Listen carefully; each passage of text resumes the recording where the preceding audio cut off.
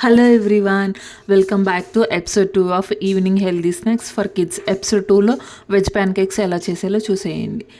First ఇక్కడ నేను half cup వరకు స్టీమ్ చేసిన క్యారెట్ తీసుకుంటున్నాను. అలాగే హాఫ్ కప్ వరకు స్టీమ్ చేసిన పొటాటో, హాఫ్ కప్ వరకు క్యాప్సికమ్, హాఫ్ కప్ వరకు ఆనియన్ అన్నీ ఒకసారి ఇలా కలుపుకొని 2 స్పూన్ల వరకు శనగపిండి, 2 స్పూన్ల వరకు బియ్యం పిండి, అలాగే కొంచెం కొత్తిమీర, రుచికి సరిపడా ఉప్పు, పసుపు, కొంచెం ధనియాల పొడి, అలాగే కొంచెం కారం వేసి ఒకసారి కలుపుకోవాలి.